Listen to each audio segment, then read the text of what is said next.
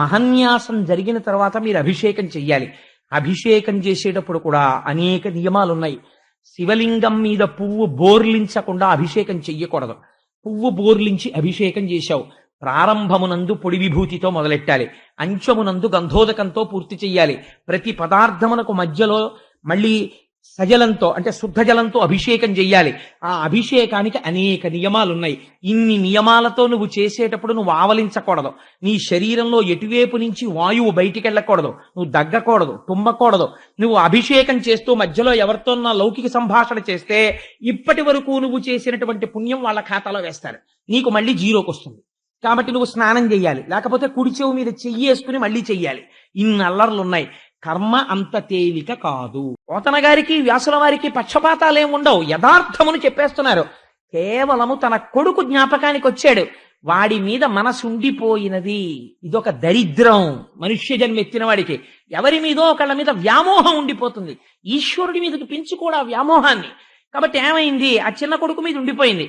అదృష్టం ఏమిటంటే వాడికి పెట్టిన పేరు ఒకటి మంచిది పెట్టాడు. అందుకని ఏమన్నాడు, భూరి వాత్సల్య వృత్తి తత్పుత్రు తలచి ప్రయత్నపూర్వకంగా చెప్పలేదు. ఊపిరి ఆగిపోయే ముందు ఆత్మ ప్రలపించు అంటే ఏదో తనకి తెలియకుండా గొణిగాడు. ఏమని, నారాయణాయటంచు, నారాయణ అన్నాడు. అనగానే లేచిపోతున్న ఊపిరి నిలబడింది. ఇందుకని ఇప్పటి వరకు ఎంత భయాన్ని పొందాడో ఇంత భయం నుంచి విముక్తి చేయగలిగినటువంటి ఒక విచిత్ర విషయాన్ని చూశాడు. ఏమిటా విషయం, నలుగురు దివ్య తేజోవంతులైన మహాపురుషులు వచ్చి అక్కడ నిలబడ్డారు. వాళ్ళు సశంఖ చక్రం సకిరీట కుండలం సపీత వస్త్రం సరసీరుహేక్షణం సహారవక్షస్థల శోభికౌస్తుభం నమామి విష్ణుం శిరసా చతుర్భుజం అన్నట్టు శంఖ చక్ర గదా పద్మములను పట్టుకున్న వారై జ్యోతిర్మండల స్వరూపులై చక్కటి చిరునవ్వులు చిందిస్తూ పట్టు పీతాంబరాలు కట్టుకుని నలుగురు వచ్చి అక్కడ నిలబడి యమధర్మరాజు గారి భటులతో తీసేసేయండి ఆ పాశాలన్నారు. మీరెవరన్నారు, మేము చెప్తాం, ముందు తీయండి ఆ పాశాలన్నారు. ఆ పాశాలు విడిపించేశారు. విడిపించేయగానే ఈయనకు పూర్వపు ఓపిక వచ్చింది. ఇది బయట వాళ్ళకి వినపట్టలేదు, తను వింటున్నాడు. వింటుంటే ఆశ్చర్యంగా చూస్తున్నాడు. ఎవరి మహాపురుషులు, నా అంతటి దౌర్భాగ్యుడు ఈ ప్రపంచంలో ఉండడు. బ్రాహ్మణ కులంలో పుట్టాను, నా తండ్రి ఉపనయనం చేశాడు, గాయత్రి నేర్పాడు, వేదాలు నేర్పాడు, ఉపనిషత్తులు నేర్పాడు, భ్రష్టుడనైపోయాను. ఒక దిక్కుమాలిన కాంతకి లొంగిపోయాను, తల్లిదండ్రుల్ని వదిలిపెట్టేశాను, వాళ్ళు బ్రతికున్నారో చచ్చిపోయారో కూడా తెలియదు, వాళ్ళ ధనమంతా అపహరించేశాను. విశేషించి నిండు యవ్వనంలో ఉన్న భార్యని వదిలిపెట్టేశాను, బిడ్డల్ని కూడా కనలేదు ఆ భార్యకి. నా అంతటి ద్రోహి ఉండడు. వాళ్ళు నన్ను పట్టుకోవడం నాకు సరైన శిక్ష. మరి వీళ్ళు నన్ను ఎందుకు విడిపించారని చూస్తున్నాడు. వీళ్ళు కూడా అదే ప్రశ్న వేశారు. అయ్యా, వీడెవరో తెలుసా, వీడి జీవితం అంతా ఇప్పుడే కదా మీరు విన్నారు, అందుకని ఇటువంటి వాణ్ణి మేము ఎందుకు విడిచిపెట్టాలి, మీరు ఎందుకు వచ్చారు, ఎందుకు వదలమంటున్నారు, మీరెవరని అడిగారు. వాళ్ళన్నారు, మమ్మల్ని విష్ణు పార్షదులు అంటారు, మేము శ్రీవైకుంఠం నుంచి వచ్చాం, మేము విష్ణువు యొక్క దూతలం, స్వామి ఆజ్ఞ అయింది అజామీలుణ్ణి విడిపించండి అని, అందుకని వచ్చాం అంటే వాళ్ళన్నారు, ఇది ధర్మమా, ఇంతటి మహాపాపిని ఎలా విడిచిపెడతామని అడిగారు. ఇది ధర్మమో అధర్మమో, ధర్మమే తన పేరుగా కలిగిన యమధర్మరాజు యొక్క భటులు కదా మీరు. మేమడిగితే మేమేదో పక్షపాతంతో మేము విడిచిపెట్టమన్నాం కాబట్టి మాకు అనుకూలంగా మాట్లాడామని మీరు అనుకుంటారు కదా. అందుకని మీరు వెళ్ళి యమధర్మరాజు గారిని అడగండి. అయినా మీరు అడిగారు కాబట్టి ఒక్క మాట చెప్తాను, జాగ్రత్తగా వినండి అని. ఎంత చిత్రమైన మాట చెప్పారో చూడండి. ఈతడు కోటి జన్మలకు ఎక్కుడు జన్మలయందు చెందు పాప నివహంబుల యయాచితంబైన పాప నివహంబులనన్నిటి పారద్రోలే మహామృత్యు కాలమునన్ ప్రజ్ఞానమతిన్ ఏం చేశాడు అంటే, ఆ హరినామ సుధామయ సంభూత విభూతికాక్షర మహాద్యుతి సంహతిన్. ఈతడు కోటి జన్మలకు ఎక్కుడు జన్మలయందు చెందు ఆయాతములైన పాప నివహంబులనన్నిటి పారద్రోలే మహామతి అయి మహామరణ కాలమునన్. ఎంత గొప్ప పద్యమో మీరు చాలా జాగ్రత్తగా వినాలి. మీరు ఈ జన్మలో పాపముల గురించి మాట్లాడుతున్నారు, మేము ఇతని యొక్క కోటి జన్మల యొక్క పాపముల గురించి మాట్లాడుతున్నాం. దీన్ని మహామరణ కాలం అని పిలుస్తారు. అంటే అంత్యమునందు శరీరములోంచి ప్రాణోత్క్రమణము జరుగుతున్న సమయంలో ఈశ్వరుడు యొక్క నామమును ఇతను పలికాడు. అదేమైంది? సుధామయాద్భుత విభూతికాక్షరహితి సంహతిన్, అమృత భాండమది. ఆ అమృత భాండమును ఇతను స్పృశించి తాగినట్లే. అంత్యకాలమునందు మహామరణ కాలమునన్ ప్రఖ్యాతమతిన్. అప్పుడు ఉత్తప్పుడు అందరూ ఈయన చాలా గొప్ప ఆఫీసర్ గారండి, ఏబుల్ అడ్మినిస్ట్రేటర్ అండి, క్యాపబుల్ డిస్పోజర్ అండి, లేకపోతే మంచి డిస్క్రిషనరీ పవర్స్ ఉన్నవాడండి, ఆ మ్యాన్ విత్ విజ్డమ్ అండి, ఇన్ని అడ్జెక్టివ్స్ వేస్తారు. ఇవన్నీ ఎవరికి చెందాయి? లోపల ఉన్న భాష ఆత్మకి చెందాయి. ఈశ్వరుడు విభూతిని కటాక్షిస్తున్నాడు. అతనిచ్చుకుంటున్న విభూతి ఏది ఎవ్వరికి తెలియదు. ఏదా విభూతి? మహామరణ కాలమునం ప్రఖ్యాతమతిన్, ఈశ్వరనామము చెప్పగలవా? చెప్పాడయా అజామీనుడు. అందుకని ఏమైంది? హరినామ విభూతికాక్షరం హేతి సంహతిన్, ఆ శ్రీహరి యొక్క నామమును పలికినటువంటి కారణము చేత కోటి జన్మల యొక్క పాపరాశి ధ్వంసమైపోయింది.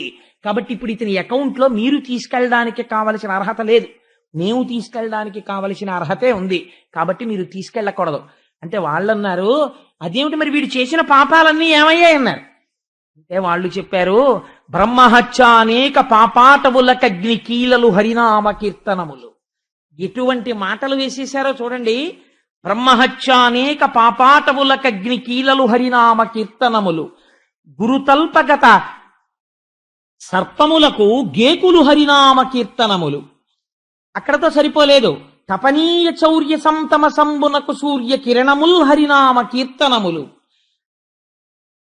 దాంతోపాటు మధుపాన కిల్బిష మదనాగ సమితికి కేసరుల్ హరినామ కీర్తనములు, మహిత యోగోగ్ర నిర్విచార మహాసమాధి స్థితిని పొందు బ్రహ్మాది సురలకు అందరాని నిఖిల సామ్రాజ్య మోక్ష పదవులకు అర్హంబు హరినామ సంకీర్తనములు. ఎంత గొప్ప మాట చెప్పారో చూడండి. బ్రహ్మహత్యానేక పాపాటవులకగ్ని కీలలు హరినామ కీర్తనములు. మామూలు పాపాల గురించి మీరెందుకు మాట్లాడతారయా? బ్రహ్మహత్య లాంటి మహాపాతకాలు ఉన్నాయి కొన్ని. అటువంటి మహాపాతకములు ఏ ఉన్నాయో అటువంటి మహాపాతకములనేటటువంటి అరణ్యములను పెంచుకున్నవాడు ఉన్నాడంటే ఎంత పాపం చేశాడో. అటువంటి వాడు హరినామ సంకీర్తనం చేస్తే ఇంత పెద్ద అరణ్యము ఒక్క కార్చిచ్చు నిప్పురవ్వ పుడితే కాలిపోయినట్టు కాలిపోయాయి. బ్రహ్మహత్యానేక పాపాటవులకగ్ని కీలలు హరినామ కీర్తనములు, గురుతల్ప సంయుత విషసర్పములకు గేకులు హరినామ కీర్తనములు. గురువు పట్ల చేసినటువంటి ద్రోహమనేటటువంటి భయంకరమైన సర్పముల పట్ల నెమళ్ళు హరినామ కీర్తనములు. ఆ పాపములను చంపేస్తాయి. కాదు కాదు, తపనీయ చౌర్య తమసంబునకు సూర్యకిరణముల్ హరినామ కీర్తనములు. ఎంత చీకటిని కూడా సూర్యకిరణాలు విచ్చుకుపోయేటట్టు చేసినట్టు ఈ హరినామ కీర్తన చేసినటువంటి వాడికి దొంగతనం మొదలైనటువంటి పాపములు కూడా నశించిపోతున్నాయి. అందుచేత ఇతను చేసినటువంటి పుణ్యము సామాన్యమైనటువంటి పుణ్యము కాదు. చేయకూడనటువంటి గొప్ప పాపము ఒకటి ఉన్నది. ఏదేది? మధుపాన కిల్బిష మదనాగ సమితికి. మధుపానం అంటే సారా త్రాగడం అనేటటువంటి భయంకరమైనటువంటి దోషమనబడేటటువంటి ఏనుగుల వంటి పాపములకు సింహముల వంటివి హరినామ కీర్తనములు.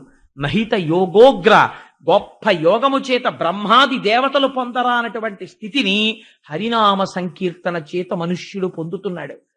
ఆ హరినామ సంకీర్తనము ఎప్పుడు చేయవచ్చు?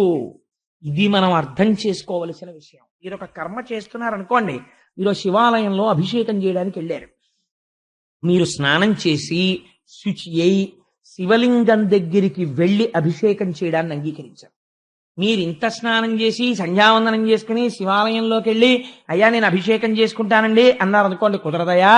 నా రుద్రో రుద్రమర్చయేత్, నువ్వు ముందు శివుడవైతే శివాభిషేకం చెయ్యొచ్చు, అందుకుని కూర్చో అని మహన్యాసం చెప్తారు.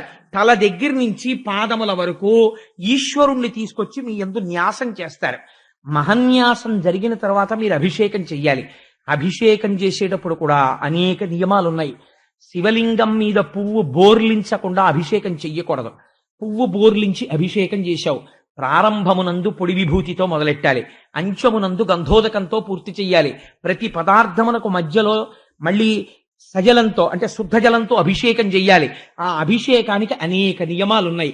ఇన్ని నియమాలతో నువ్వు చేసేటప్పుడు నువ్వు ఆవలించకూడదు. నీ శరీరంలో ఎటువైపు నుంచి వాయువు బయటికి వెళ్ళకూడదు, నువ్వు దగ్గకూడదు, తుమ్మకూడదు. నువ్వు అభిషేకం చేస్తూ మధ్యలో ఎవరితోన్నా లౌకిక సంభాషణ చేస్తే ఇప్పటి వరకు నువ్వు చేసినటువంటి పుణ్యం వాళ్ళ ఖాతాలో వేస్తారు, నీకు మళ్ళీ జీరోకి వస్తుంది. కాబట్టి నువ్వు స్నానం చెయ్యాలి, లేకపోతే కుడి చెవు మీద చెయ్యి వేసుకుని మళ్ళీ చెయ్యాలి. ఇన్ని అల్లర్లు ఉన్నాయి. కర్మ అంత తేలిక కాదు. కాబట్టి నీకేమవుతోంది, నువ్వు చేసి నీకు వస్తుందని అనుకున్నదంతా నీకు వచ్చిందో లేదో తెలియదు. ఒకవేళ చచ్చి చెడి ఓ 4 మార్కులు సంపాదించుకుంటే నీకు అన్నం వండిన పుణ్యానికి 2 మార్కులు భారీ వెళ్ళిపోయాయి. కాబట్టి ఉన్నవి 2 మార్కులు. కాబట్టి ఏమవుతోంది, ఆఖరికి 2 మార్కుల పుణ్యం రోజు 2 లక్షల మార్కుల పాపం. కాబట్టి ఎప్పటికి నీ పాపం పోతుంది, ఎప్పటికి నువ్వు అంత పుణ్యం సంపాదిస్తావు? కాబట్టి నీ వల్ల కాదు. తేలికైనదేది, నువ్వు ఎక్కడ కూర్చో. ద్రౌపదీదేవి గోవిందనామని చెప్పి గోవిందుణ్ణి పిలిచింది. పిలిచినప్పుడు ఆవిడ రజస్వలయ్యి ఉన్నది. ఆవిడ స్నానం చేసిందా? స్నానం చేయలేదు. స్నానం చెయ్యకుండా గోవిందా అని పిలిచింది. అదేమిటమ్మా నువ్వు రజస్వలయ్యి ఉన్నావు, స్నానం లేదు, ధ్యానం లేదు, నన్ను పిలుస్తున్నావు ఏంటో, నా నామం చెప్పకూడదని అన్నాడా ఈశ్వరుడు? పరిగెత్తుకొచ్చాడు. ఏనుగు చచ్చిపోయే ముందు స్నానం లేకుండా నీళ్లలో అన్ని సంవత్సరములు పోరాడిన తర్వాత గజేంద్ర మోక్షంలో స్వామిని పిలిచింది.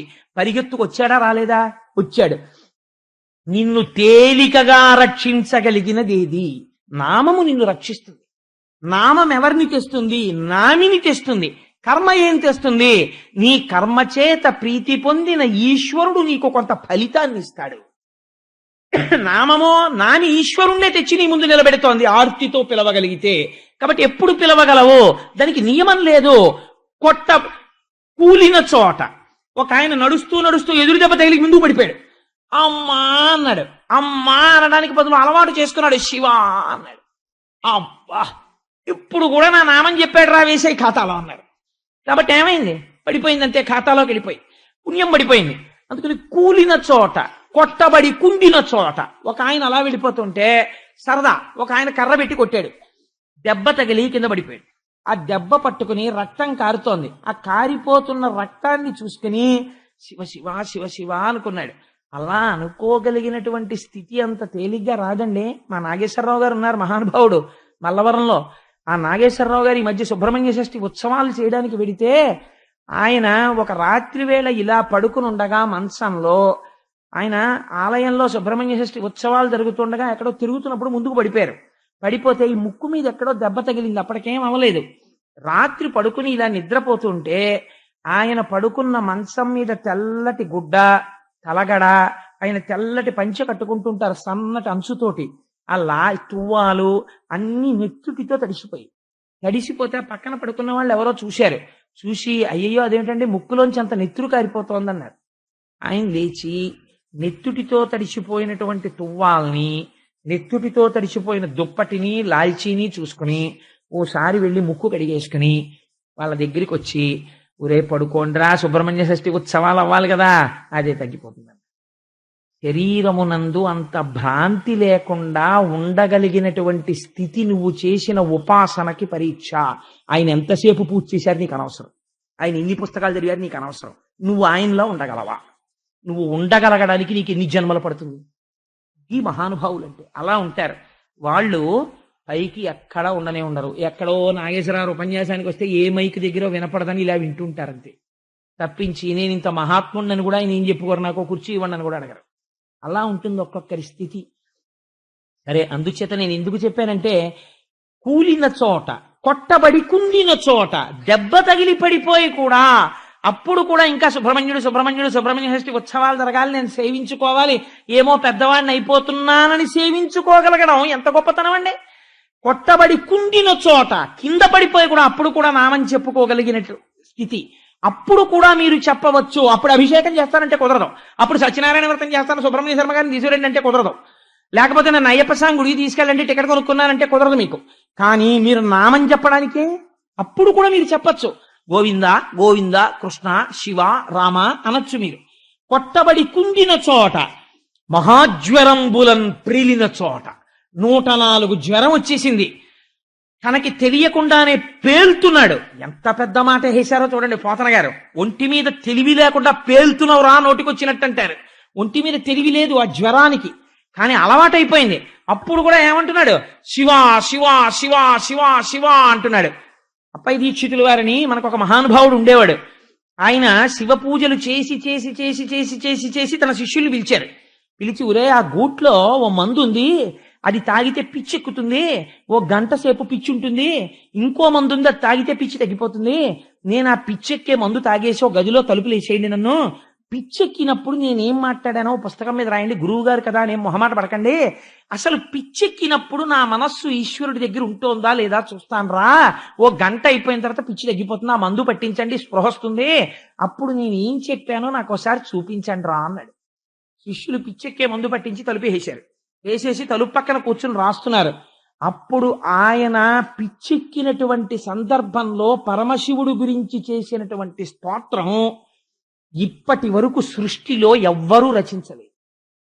ఈ మహాజ్వరంబులన్ ప్రేలిన చోట, ఇది ఇక్కడ సంస్కారాన్ని బట్టి వస్తుంది, అంతేకాని ఓ ఫ్యాషన్ కోసమో ఇంకో దాని కోసమో చెప్పడంలో రాదు.